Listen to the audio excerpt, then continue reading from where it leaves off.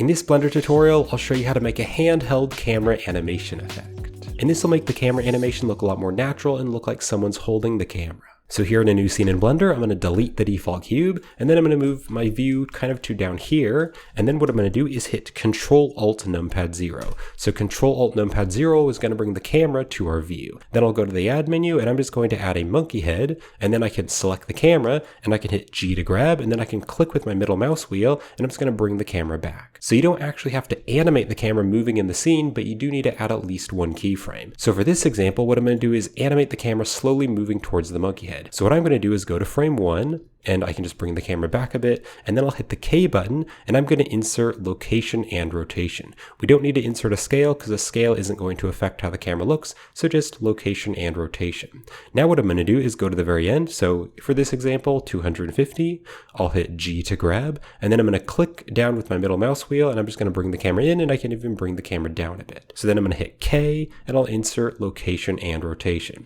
So I can hit the spacebar to play, and you can see the camera is going to slowly move towards the monkey head. So what I now want to do is add random noise values to the location and rotation. So I'm going to click right up here when my mouse turns into a crosshair, and I'll click and drag over to split the window and let go. And then if I click right up here to change the editor type, we're going to change this to the graph editor. Now right here you can see the camera selected, so I can open up the camera, animation, and the object transforms, and we have the location and the rotation for the X, Y, and Z axis. So what I want to do is click over here on the modifiers, and we can add a noise modifier. So what I'm first going to do is add to the location. So I'm going to select the X location, and then I'm going to hold down the Control key and select the Y and Z. So you can see we have all three location values selected at once. So I'm now going to click on Add Modifier, and I'm going to add Noise, and you can see it's going to add the noise modifier to all three of these at once. So that way we don't have to add it to each one manually. So now what I can do is I can change like the scale and the strength and change the values, but I want to change it for all three of them at once, so I don't have to change it for each one individually.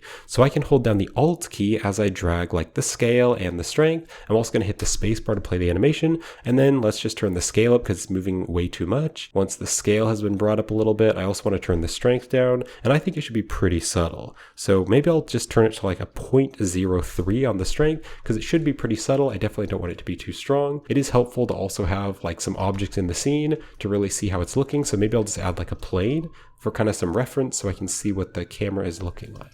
Now you can also hold down the Alt key and you can drag this depth value up, and that's going to add more detail. It's going to make it jitter a bit more, but I don't want to do that. I like keeping the depth down. Now there is one thing that I don't like about this, and that is that the noise is exactly the same on all of the X, Y, and Z locations. You can kind of see there's like this little hump here, and that same exact hump is right here. So what I'm going to do is randomize the noise seed for each one of the X, Y, and Z locations. So to do that, I'm just going to click on one of them, and I'm not going to hold down the Alt key, and there's two things you can change. You can either change the offset, which is just going to move the noise back and forth, or you can change the phase, which is kind of going to randomize it. So I'm just going to randomize it, then I'll click on the Y location, and the Y location is way down here, so I'll just zoom in so I can see this better, and then I'll just change like the phase, and then I can go to the Z location, and the Z location is right up here, and again I can change the phase just to make it random, and then I can also change the offset if I want to. That's just going to make the animation look a little bit better because the noise is different for each one of the locations. Now what I also want to do to really make this look nicer is also add it to the rotation.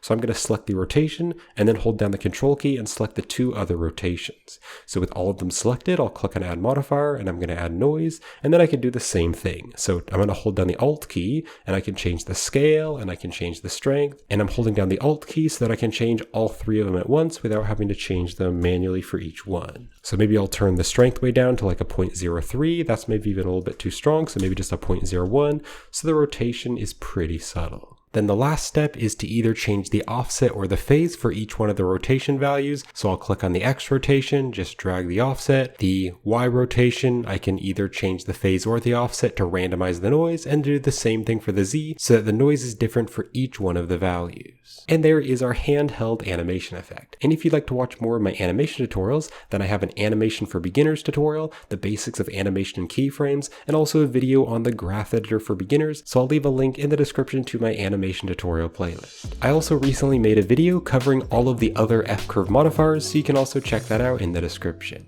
And you can also check out my Blender quick tips tutorial playlist to learn more tips in Blender. So I hope you found this helpful, and thank you for watching.